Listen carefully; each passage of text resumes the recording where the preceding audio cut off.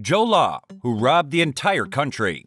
The story of Jho Low reads like a modern-day heist movie, but with far more devastating consequences. A Malaysian businessman with a taste for the high life, Low is accused of orchestrating one of the biggest financial scandals in history, robbing an entire country of billions of dollars. Hey, welcome to our channel Finance One. In today's video, we're going to tell you about the scandalous life of Jho Low. So, let's dig in. The scandal involving the One Malaysia Development Berhad, or 1MDB sovereign wealth fund, shook the Malaysian government to its core and put Low at the center of a global manhunt. With allegations of corruption, money laundering, and international intrigue, the saga of Jho Low is a cautionary tale of greed and excess on a scale that is almost beyond comprehension. This is Jho Low. When he was in his 20s, he pulled off one of the biggest scams in history. He is now one of the most wanted men in the world. The money he stole wasn't tied to any assets. It was just cash that he could spend. This meant that Jho Low probably had more spending power than anyone else on earth, and he sure did enjoy that money. During his 20s, Jho Low stole about $4.5 billion and became known as one of the biggest spenders in casinos and nightclubs because he would often spend hundreds of thousands of dollars on drinks in one night. He spent a lot of money on private jets, mansions, and Picasso paintings, and he partied and lived in luxury. His life really was like a scene from the movie The Wolf of Wall Street, which is funny since Jho Low was the one who financially supported the making of that movie. But how did a guy born on a small island in Malaysia become friends with Hollywood stars, date supermodels, and pull off one of the biggest financial scams ever? Jho Low would look back on this and say that time was very important to him.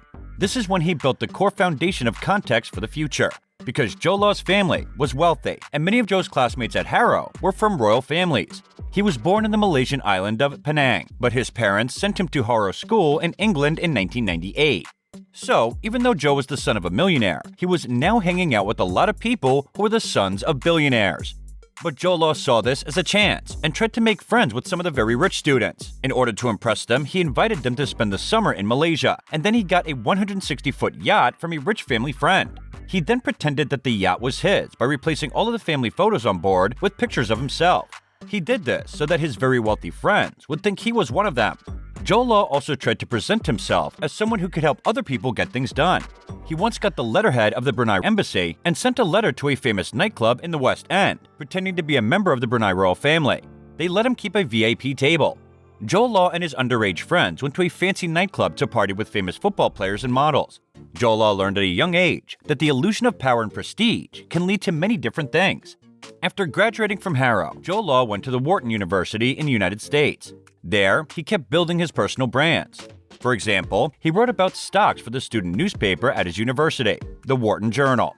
But Jho Low was just copying Wall Street analyst reports and passing them off as his own. Nobody seemed to notice that Jho Low was copying these articles, so he got a name for being a great writer. Jho Low also drove around campus in a Lexus convertible, which he said he had bought. He started a rumor that he was a prince of Malaysia, which he did on purpose. Jho Low, as for all intents and purposes, working on a persona to help him fit in with the right social circles. Jho Low was able to pull off one of the most successful financial heists in history because he was so good at making connections. He found out who the wealthiest students were at the university and then tried to make friends with them, just like he did at Harrow. Because Jho Low is so good at making connections, he could pull off one of the best financial heists ever. Jho Low believed that it's not just what you know, but who you know that matters. And he was happy to lie about who he was and how much money he had to get with the right people. Jho Low was able to get some of the Arab friends he had made to help him plan a trip through the Middle East. During this tour, he was able to meet with some of the wealthiest families and make more powerful connections, including with a few minor royals. Later, one of them said that Jho Low seemed to be very interested in the Middle Eastern countries' power structures and that he seemed to be trying to find out who controlled the money in each country. But Jho Low's relationship with the people who ran Abu Dhabi's sovereign wealth funds was one of the most important ones he had. But first, Jho Low went on a sort of networking tour around the Middle East. Then, he went back to school to finish his degree. It was then that he started his own business, which he called the Winton Group. He told his friends that he chose the name because he was going to win a ton of money. Jho Low got fancy offices at the well-known Petronas Towers for this new business. He couldn't really afford them, but he got a loan from a local bank because he knew it was important to make it look like it was a serious and successful business. Seriously, the idea behind the company was that he would act as a middleman between Middle East investors who wanted to take part in projects in Malaysia and Malaysian companies that wanted to work with them. At this point, he needed real customers, and luckily for Jho Low, all of his networking with rich people was about to pay off in a very major way. One of Jho Low's best friends from his time at Haro was Riza Aziz, who was the stepson of Najib Razak, a top figure in the Malaysian government. In fact, by the time Jho Low started his business, Najib Razak was already Deputy Prime Minister of Malaysia, which is a position with a lot of power. Jho Low knew that he could get close to Najib, who could gain a lot. Jho Low wanted to show how valuable he was, so he waited until he heard that Malaysia was looking for partners to start a big building project before getting involved. Even though Jho Low was friends with Najib's stepson, that wasn't enough on its own. The main idea was to make a financial and lifestyle center like Singapore, but they needed investors to make it happen. Jho Low saw this was a chance to make money by using the wealthy connections he had made in the Middle East.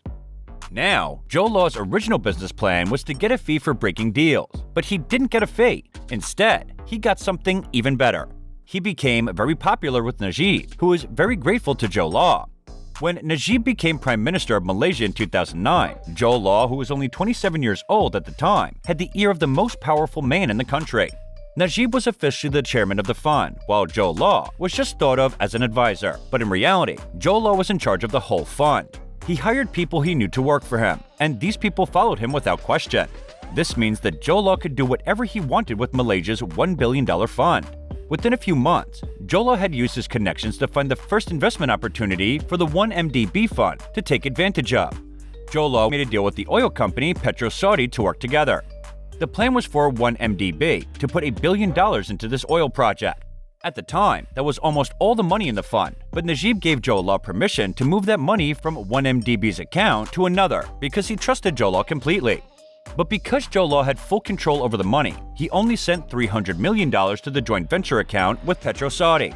The other $700 million went to a company called Good Star Limited, which had a bank account in Switzerland. Jho Low was the only one who made money from that joint business.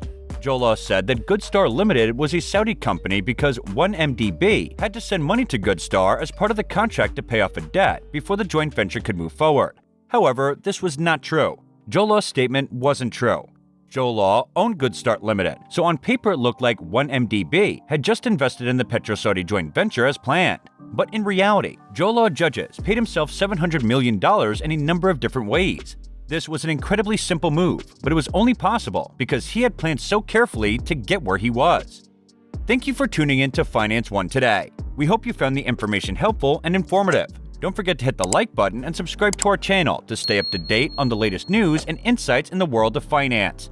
If you have any questions or topics you'd like us to cover in future videos, please leave a comment below. Until next time, keep building your wealth and achieving your financial goals.